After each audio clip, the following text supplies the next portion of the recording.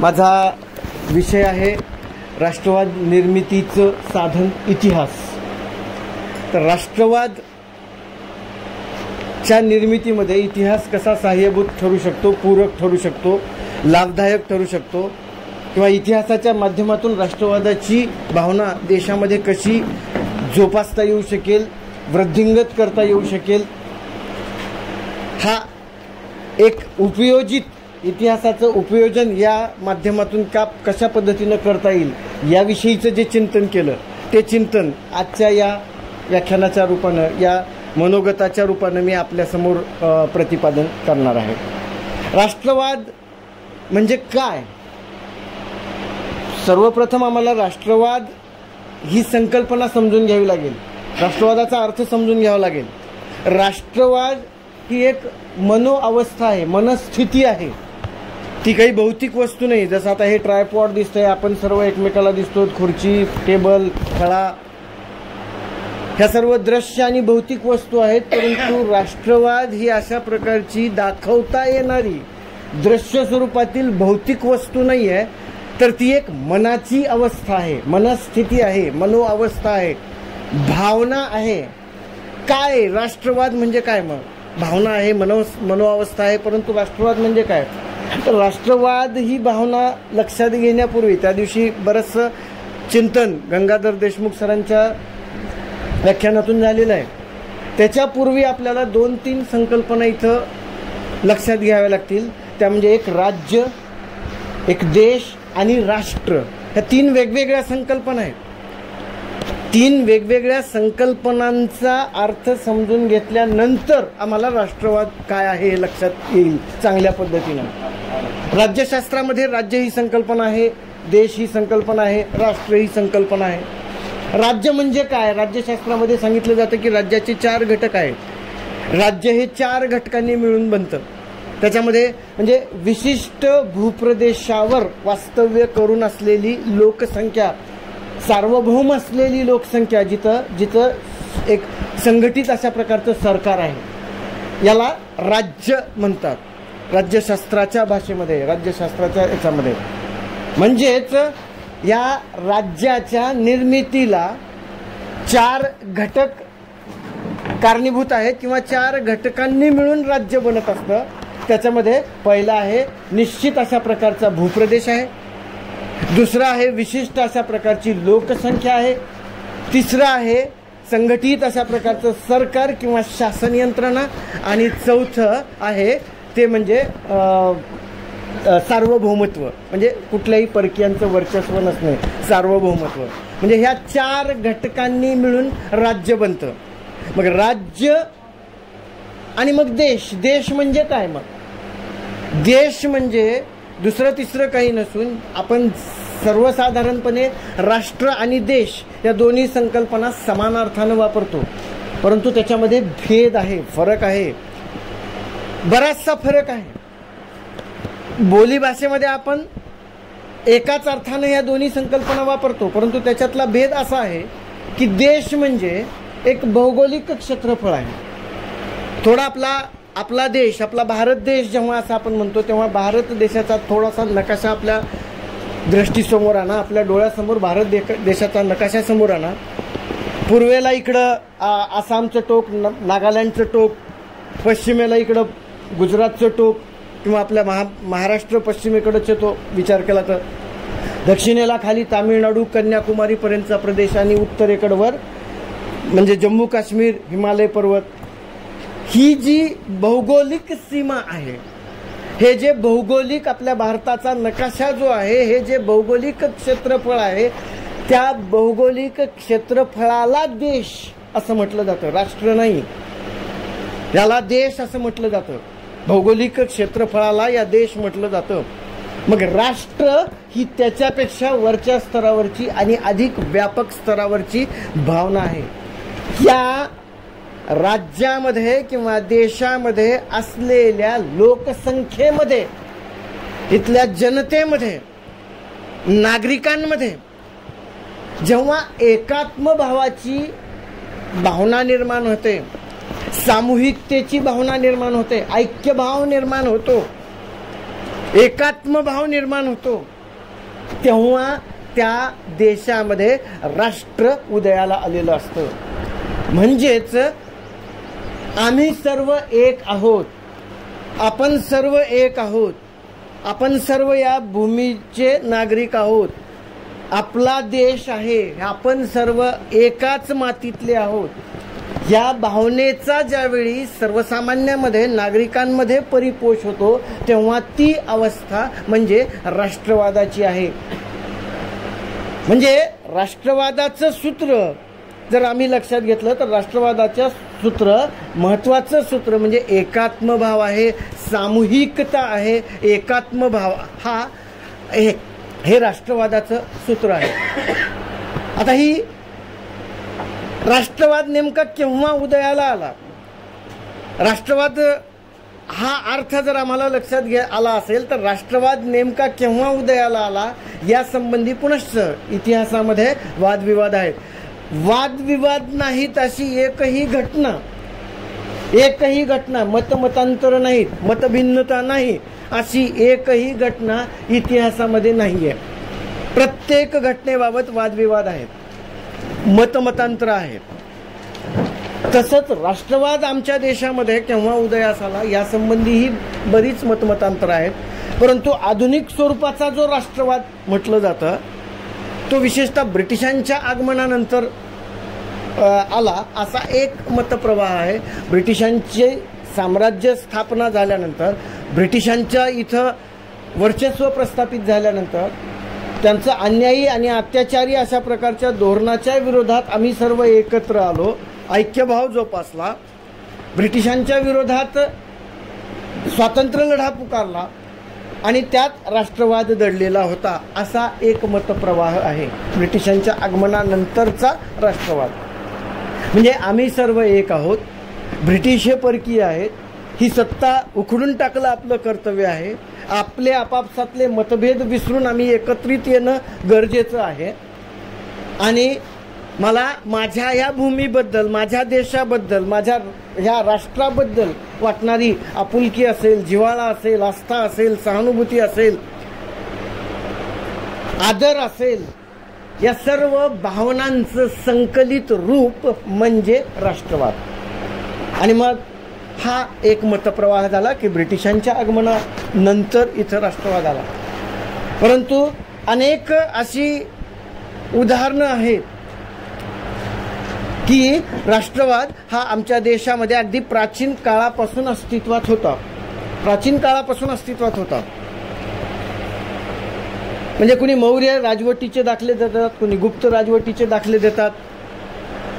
परंतु त्याही पूर्वी मी असं सांगू इच्छितो, मला असं वाटतं की आमच्या देशामध्ये जेव्हा सांस्कृतिक इतिहासाला सुरुवात झाली, अगदी आरंभीची पहिली जी आमची देशातली संस्कृती आहे सिंधू संस्कृती, त्या सिंधू संस्कृतीत सुद्धा प्रत्यक्ष अप्रत्यक्षपणे राष्ट्रवाद दडलेला होता. हे कुठल्याही इतिहासकारांनी नमूद केलेलं नाही. मला असं वाटतं की सिंधू संस्कृतीत राष्ट्रवाद दडलेला होता. कसा राष्ट्रवाद दडलेला होता सिंधू संस्कृतीमध्ये, कोणत्या पद्धतीनं राष्ट्रवाद दडलेला होता? तर सिंधू संस्कृतीच्या बाबतीमध्ये जेव्हा आम्ही विचार करतो इतिहासामध्ये, तेव्हा मतमतांतराच्या गलबल्यातच इतिहास जास्त अडकून जातो.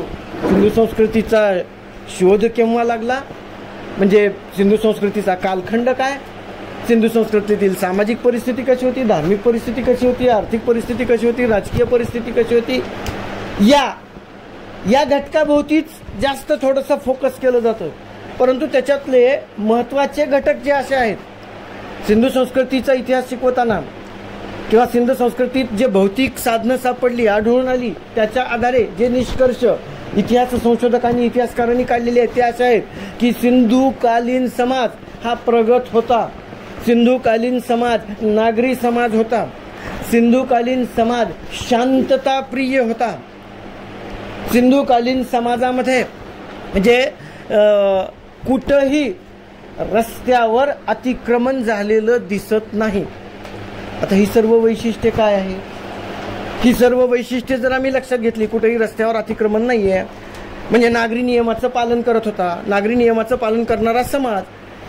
त्याच्यामध्ये मग आपोआपच ऐक्यभाव दडलेला आहे. हे माझा आहे, ही माझी भूमी आहे, ही भाव तिथं अप्रत्यक्षपणे रुजलेला आहे. सर्व काही शांतताप्रिय अशा प्रकारचा समाज होता. म्हणजे कुठल्याही प्रकारचा संघर्ष नाही, वैमनस्य नाही, परस्पर द्वेष नाही.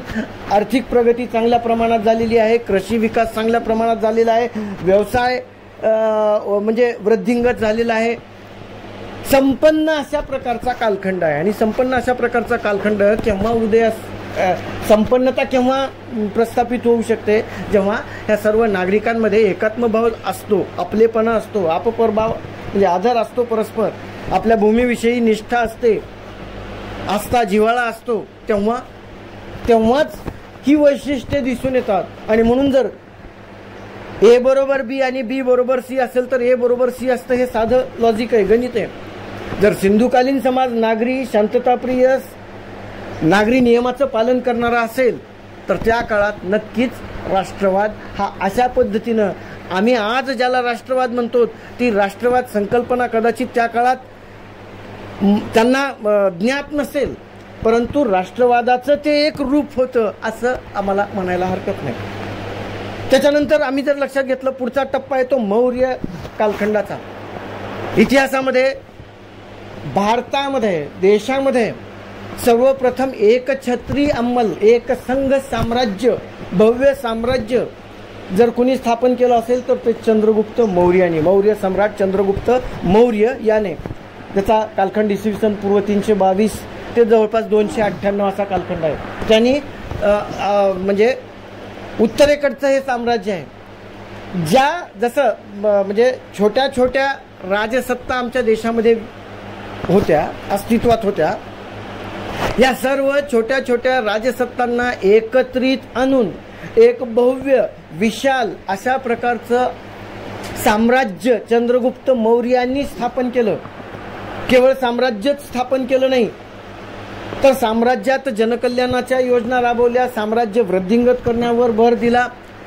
आणि त्या काळात जी ग्रीकांची आक्रमणं झाली, ते ग्रीकांच्या आक्रमणाला यशस्वीपणे परतवून लावलं. म्हणजे ज्या परकीय आक्रमणं होत होती त्या सर्व परकीय आक्रमणांना, ग्रीकांच्या आक्रमणांना, सेल्युकस निकेटर असेल किंवा त्याच्या अगोदरचे वेगवेगळे सेनापती असतील, या सर्वांना परतवून लावलं. म्हणजे हा भाग आमचा आहे, हा भाग आमचा आहे, ही तिथं भावना दडलेली होती. म्हणजे एकात्मभाव तिथं दडलेला होता. आणि म्हणून चंद्रगुप्त मौर्यानं एकछत्री साम्राज्य, भलेही ते राजेशाही असेल, अगदी आम्ही स्वातंत्र्यापूर्वीचा सर्व कालखंड आम्ही लोकशाहीची अपेक्षा करूच शकत नाही. लोकशाही आम्ही स्वातंत्र्योत्तर काळात स्वीकारली, घटना स्वातंत्र्योत्तर काळात अस्तित्वात आली, म्हणजे लागू झाली. म्हणजे घटना आणि लोकशाही ह्या संकल्पना स्वातंत्र्योत्तर काळातल्या आहेत. म्हणजे अगदी 1947 पर्यंत जर आमच्या देशाचं स्वरूप पाहिलं तर राजेशाही होती. तसं ती मौर्याची राजेशाहीच होती. 1947 पर्यंत राजेशाही होती. परंतु त्या राजेशाहीमध्ये सुद्धा अशा पद्धतीनं, चंद्रगुप्त मौर्याच्या राजेशाहीमध्ये अशा पद्धतीनं एक राष्ट्रवाद दडलेला होता. चंद्रगुप्त मौर्याने ही मुहूर्तमेढ रोवली.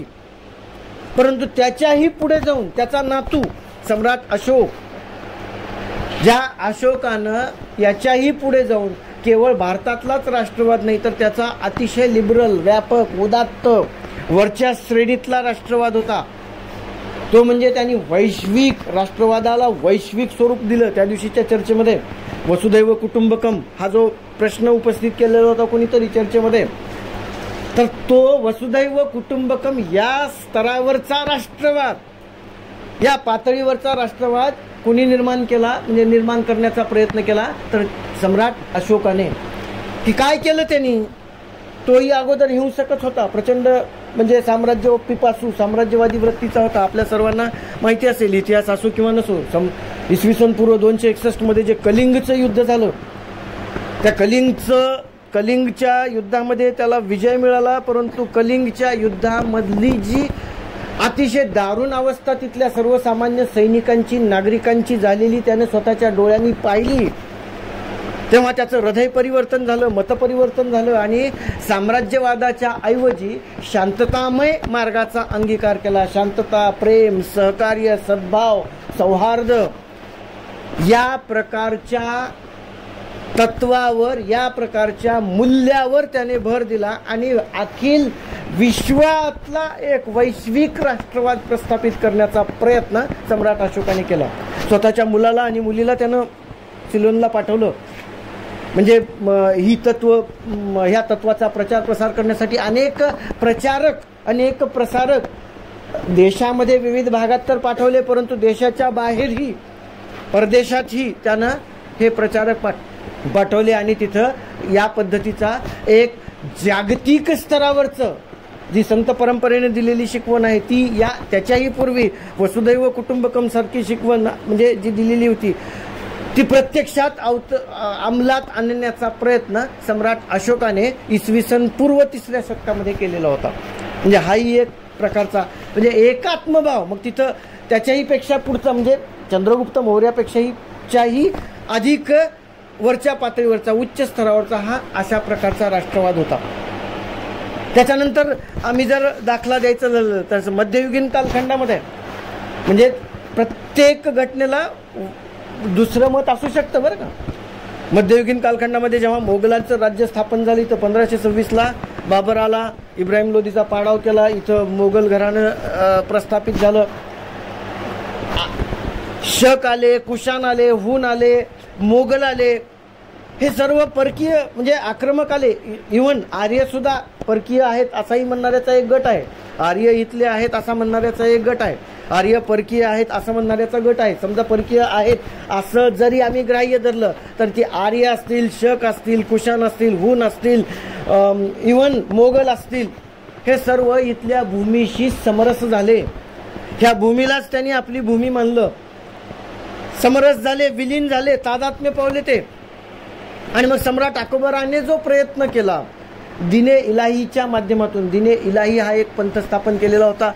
सर्व धार्मिक भेदभावाच्या ऐवजी सर्व धर्मातली चांगली तत्व एकत्र करून एकात्मभाव जोपासण्याचा प्रयत्न दिने इलाहीच्या माध्यमातून सम्राट म्हणजे अकबराने त्यावेळी केलेला होता. आता अकबराला नेशन बिल्डर असं पंडित जवाहरलाल नेहरूंनी म्हणलेलं आहे, परंतु तोच अकबर इकडं राणा काय ते रणजित सिंह छत्रपती महाराणा प्रताप, महाराणा प्रताप आणि त्याचं प्रचंड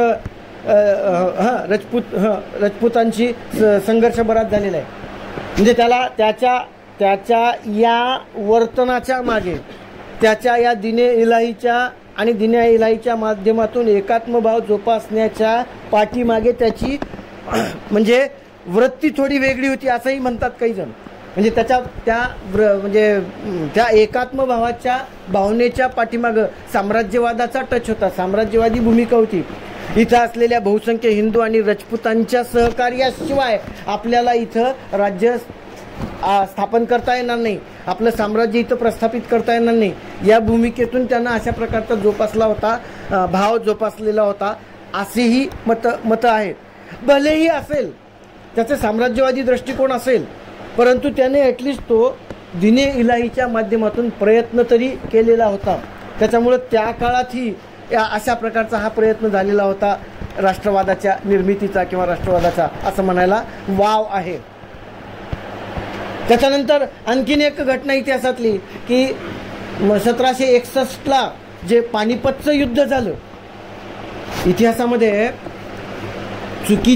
चुकीची मांडणी कशा पद्धतीने होत असते त्याचं एक उत्तम उदाहरण की पानिपतचं 3रं युद्ध. अनेक नामांकित विद्वान लेखकाच्या संदर्भ ग्रंथामध्ये असे उल्लेख आहेत पानिपतच्या 3ऱ्या युद्धासंदर्भात की शिवाजी महाराजांचं स्वप्न असं होतं की मुस्लिम सत्तेचा विनाश करणे आणि ते आदर्श कवटाळून मराठे गेले दिल्लीला, अहमद शाह अब्दालीचा पाडाव करणे. म्हणजे पानिपतचं 3रं युद्ध नॉन हिस्ट्रीच्या लोकांना म्हणजे कदाचित लक्षात येईल, म्हणजे येईल किंवा येणार नाही, परंतु ते युद्ध असं आहे की अहमद शाह अब्दाली अफगाणी पठाण विरुद्ध मराठे असं युद्ध झालेलं आहे.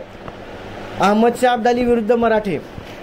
परंतु का मराठे दिल्लीला गेले मराठ्यांची सत्ता जी शिवाजी महाराजांची सत्ता स्थापन झालेली होती, म्हणजे शिवाजी महाराजांनी जी मराठी स्वराज्य स्थापन केलेलं होतं, त्या मराठा स्वराज्याच्या त्यांच्या वंशजांनी, मराठ्यांनी, पेशव्यांनी दिल्लीकडं का कूच केलं, दिल्लीकडं का प्रयाण केलं? अहमदशाह अब्दालीचा पराभव करण्यासाठी, अहमदशाह अब्दालीला म्हणजे त्याच्याशी युद्ध करण्यासाठी तिकडं का गेले? तिसरं पानिपतचं युद्ध. तर त्याचा एक मूळ मुद्दा असा आहे की 1752ला मोगल आणि मराठे यांच्यामध्ये एक संरक्षक करार झालेला होता की मोगलांचं संरक्षण मराठ्यांनी करावं, असा प्रकारचा संरक्षक करार झालेला आहे. आणि त्या संरक्षक कराराचं पालन करण्यासाठी, म्हणजे मराठी सत्ता इतकी पॉवरफुल झालेली होती, ज्याचं बीज शिवाजी महाराजांनी, छत्रपती शिवाजी महाराजांनी आमच्या महाराष्ट्राच्या भूमीत रोवलं. ती मराठी सत्ता एवढी पॉवरफुल झालेली होती की दिल्लीच्या प्रबळ अशा प्रकारच्या अखिल जगात ज्या सत्तेचा डंका वाजत होता मोगल साम्राज्याचा, त्या मोगल साम्राज्याच्या सत्तेला संरक्षण देण्यासाठीचा करार झालेला होता. आणि त्या कराराचं पालन करण्यासाठी मराठे तिकडे दिल्लीला गेलेले होते. म्हणजे कोणाचं संरक्षण करतंय? मोगलांचं संरक्षण करतंय. मोगल सत्ता कोणती? इस्लामी सत्ता. अहमदशाह अब्दाली कोण? इस्लामी शासक अफगाणचा. मराठे कोण? प्रखर म्हणजे हिंदुत्ववादी. म्हणजे एका देशातल्या, भारतातल्या, आमच्या राष्ट्रातल्या एका मुस्लिम सत्तेचं दुसऱ्या परकीय मुस्लिम सत्तेपासून संरक्षण करण्यासाठी एक हिंदू सत्ता इथून दिल्लीला गेलेली आहे. हे त्याचं स्वरूप आहे ॲक्च्युअल 1761च्या पानिपतच्या युद्धाचं. परंतु त्याला टच कसा दिला आहे? मराठे विरुद्ध हिंदू. जसं निजाम विरोधी लढ्याला आहे हाच टच दिला गेला. तर हा भाग आम्ही लक्षात घेतला पाहिजे की तिथं कुठेतरी मोगल मराठी एकत्रित आलेले आहेत परकीय अहमदशाह अब्दालीचं हे करण्यासाठी, पाडाव करण्यासाठी. आणि म्हणून हाही एक प्रकारचा एकात्म भाव आहे. पुढे ब्रिटिश कालखंडात तर, म्हणजे ब्रिटिश कालखंडाचा तर उल्लेख सुरुवातीलाच घेतला. ब्रिटिश कालखंडात तर लक्षात घेतलं तर ब्रिटिशांच्या विरोधात, म्हणजे ब्रिटिश आले, अनेक सुधारणा केल्या, त्यांचे हेतू वेगळे असतील, परंतु आम्हाला आधुनिकतेची म्हणजे आधुनिकतेचा स्पर्श, पुरोगामित्वाचा स्पर्श, म्हणजे ह्या ज्ञान विज्ञानाशी मोठ्या प्रमाणात संपर्क थोडासा ब्रिटिशांच्या आगमनानंतर झाला. अर्थात प्राचीन काळातही आमचं विज्ञान भरपूर म्हणजे अद्ययावत अशा प्रकारचं होतं, हा भाग आहे. परंतु मध्यकाळात जे अंधकारमय कालखंड होऊन गेला, त्याच्यानंतर ब्रिटिश कालखंडामध्ये अशा पद्धतीनं सुधारणेचं वारं वाहू लागलेलं होतं. आणि मग सुधारणेचं जरी वारं वाहू लागलेलं असलं तरी त्यांचं साम्राज्य अन्यायी अत्याचाराच्या विरोधात आम्ही सर्व एकत्रित आलेलो होतो. मग 1857चा लढा लक्षात घ्या. जसं 1761चं युद्ध आहे पानिपतचं तिसरं, तसंच 1857चाही लढा आहे. 1857च्या लढ्यामध्ये हिंदू मुस्लिम एकत्रित येऊन लढले, खांद्याला खांदा देऊन लढले. अनेक जी छोटी मोठी संस्थानं होती, बहादूर शाह जफर हा दिल्लीचा जो बादशाह होता, जो बाबराचा वंशज आहे, औरंगजेबाचा वंशज आहे, त्या बहादूर शाह जफर हा आमचा नेता आहे, ब्रिटिश नाही. आम्ही त्याच्या नेतृत्वाखाली एकत्रित आलेलो आहोत. सर्व देशातल्या वेगवेगळ्या राज्यातल्या वेगवेगळ्या भागातल्या सर्व संस्थानांनी एकत्रित येऊन बहादूर शाह जफर, जो अतिशय वृद्ध झालेला आहे परंतु तो आमचा नेता आहे, ब्रिटिश नाही, ब्रिटिशांचं राज्य नको, यासाठी 1857चं युद्ध झालेलं आहे. आणि 1857मध्ये या पद्धतीनं सर्वजण एकत्रित आलेले आहेत. पुढे जो मवाळ चळवळ झाली, जहाल चळवळ झाली, गांधी युगातल्या चळवळी झाल्या, ह्या सर्व एकात्म भावाच्या भूमीत, म्हणजे एकात्म भावनेतूनच, सामूहिकतेच्या भावनेतूनच, ऐक्य भावनेतूनच ब्रिटिशांच्या विरोधात लढलेले आहेत. अगदी निजामाच्या विरोधातला सुद्धा लढा जो आहे तो सुद्धा याच पद्धतीचा आहे. सरदार वल्लभभाई पटेलांनी आवाहन केलं सर्व संस्थानिकांना, 400-500 छोटी मोठी संस्थानं होती, त्या सर्वांना आवाहन केलं की आपण एकत्रित राहू. आपण इतिहासाच्या एका अशा टप्प्यावर आहोत, अशा वळणावर आहोत की आम्हाला आमचं भविष्य जर चांगलं करावायचं असेल तर आम्ही एकत्रित आलं पाहिजे. त्यांच्या त्या आवाहनाला स्वतंत्र भारताचे पहिले गृहमंत्री सरदार वल्लभभाई पटेल त्यांच्या त्या आवाहनाला प्रतिसाद देऊन शेकडो संस्थानं भारतात विलीन झाली, परंतु 3 संस्थानं जुनागड, काश्मीर आणि हैदराबाद ही संस्थानं विलीन झालेली नव्हती. त्याच्यामध्ये मग हैदराबादचा जो लढा दिलेला आहे, हैदराबादच्या लढ्यामध्ये सुद्धा अशा पद्धतीनं मग निजाम विरोधी सर्व महाराष्ट्र म्हणजे कर्नाटक, आंध्र तिन्ही भाषिक प्रदेशातील जनता एकत्रित आलेली आहे. केंद्र सरकारनं पाठबळ दिलेलं आहे आणि मग या पद्धतीनं निजामाची सत्ता उखडून टाकलेली आहे. निजामाला नेस्तनाबूत करून खऱ्या अर्थानं भारतीय स्वातंत्र्य म्हणजे पूर्णत्वाला त्यावेळी 17 सप्टेंबर 1948ला निजामाच्या जोखडातून हैदराबाद संस्थान मुक्त झाल्यानंतर गेलं. पुढे गोव्याचाही लढा 1961 अशाच प्रकारचा आहे. पोर्तुगीजांचं अस्तित्व 1961 पर्यंत देशात होतं. त्या पोर्तुगीजांनाही आम्ही हुसकावून लावलं, ते आमच्या ऐक्य भावनेमुळं.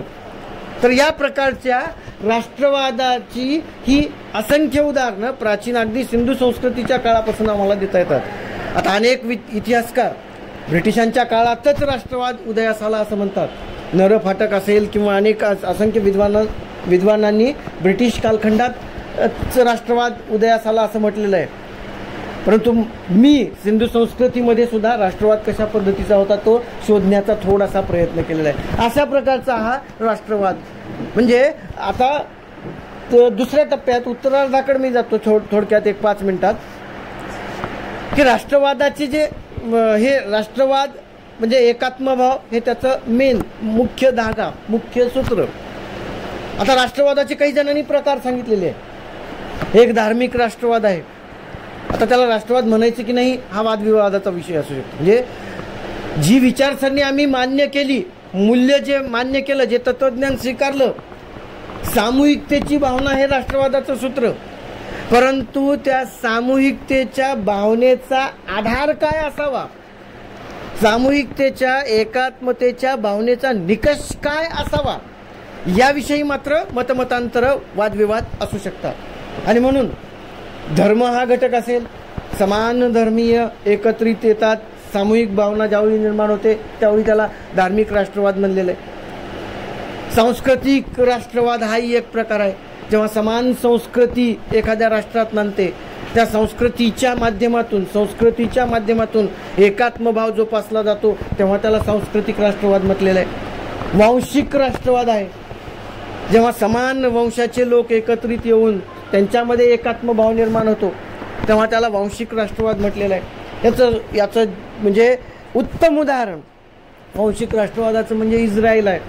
जे संपूर्ण देशामध्ये विखुरलेले हे ज्यू लोक, संपूर्ण जगामध्ये विखुरलेले हे ज्यू लोक, वेगवेगळ्या भागात विखुरलेले ज्यू लोक, त्या आपण सर्व एका वंशाचे आहोत या भावनेतून एकत्रित आले. आणि मला वाटतं 1948च्या सुमारास इस्रायलची निर्मिती झाली आणि ते सर्व ज्यूंचं एक स्वतंत्र इस्रायल राष्ट्र निर्माण झालं. हे वेगवेगळ्या भागात वेगवेगळ्या देशात विखुरलेले ज्यू एकत्रित आले. त्यांचा बेस काय आहे तर वंश, म्हणजे वांशिक राष्ट्रवादाच्या माध्यमातून ते एकत्रित आले. जे इस्रायल आज अखिल जगासमोर एक अतिशय आयडियल अशा प्रकारचं राष्ट्र, म्हणजे प्रत्येक विकासाच्या बाबतीत अशा प्रकारचं ते राष्ट्र आहे.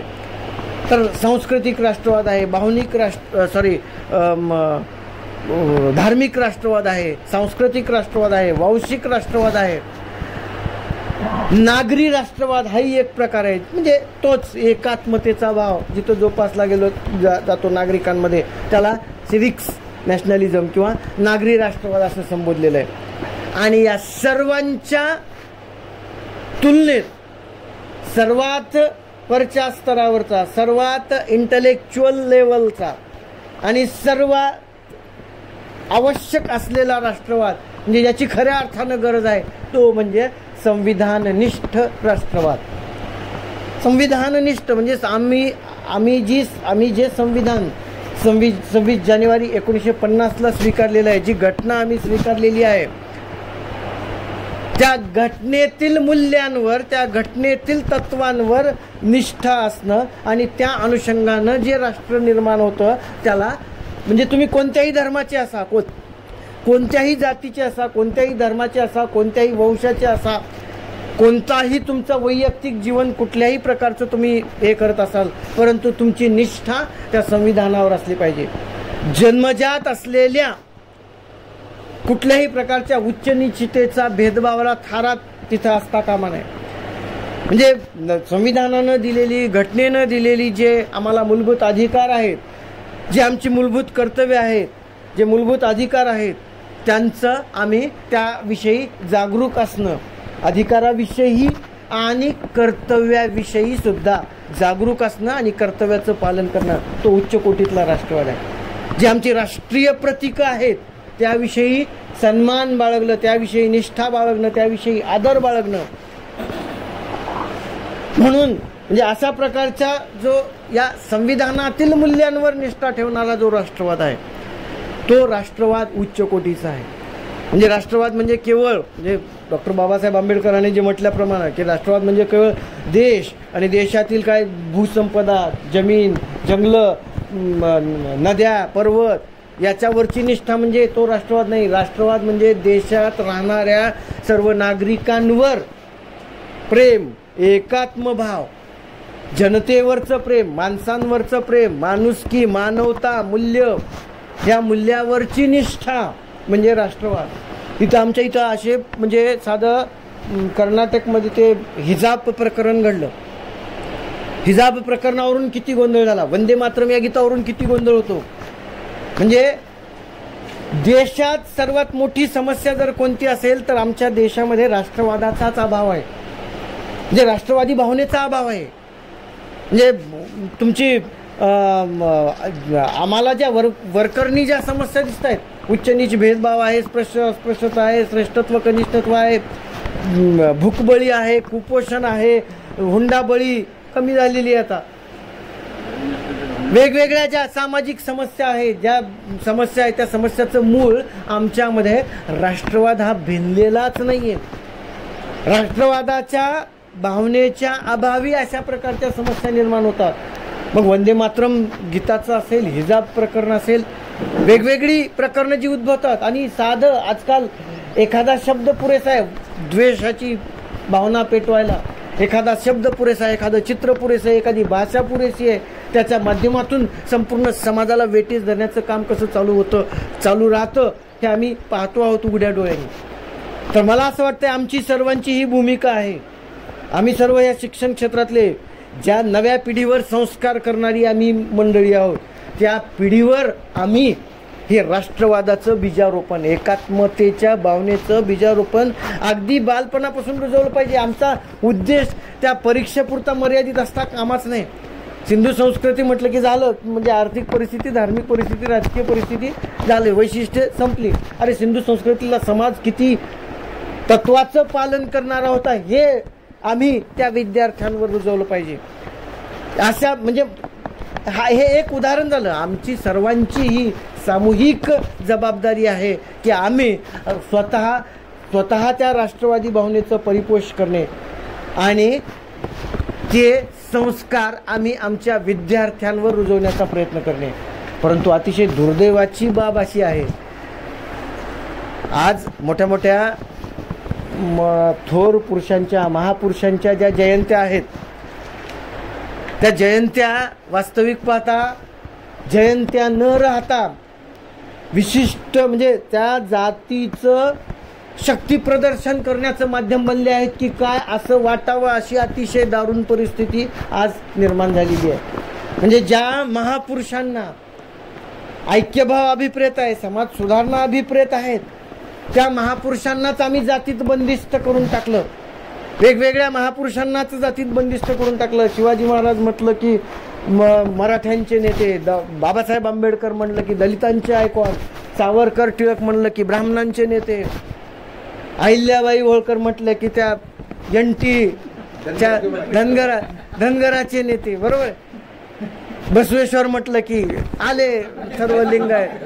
तर आम्ही हा, आणि मला खरोखर खंत ह्याची वाटते सर, ज्यावेळी आमच्या महाविद्यालयामध्ये चंदा मागण्यासाठी लोक येतात तेव्हा माझ्या जातीतला जर महापुरुषाची जयंती असेल तर मी उदार मनाने दान करतो, आणि दुसऱ्या महापुरुषाची जयंती असेल म्हणजे काय ह्या आधुनिक काळातला अतिशय विषारी पद्धतीनं जातीयवाद जोपासला चालला आहे अतिशय शिक्षण क्षेत्रात. मग आपण काय म्हणजे पुढच्या पिढीकडून काय आपण अपेक्षा करावी, आणि तो दुसऱ्या जातीतला जर महापुरुषाची जयंती असेल तर आम्ही देत नाही, चंदा देत नाही. ही फार मोठी शोकांतिका जर उच्च विद्या विभूषित शिक्षक वृंदांकडून घडून येत असेल तर राष्ट्रवादाची भावना आम्ही कशी रुजवणार आहोत. मला असं वाटतं आपण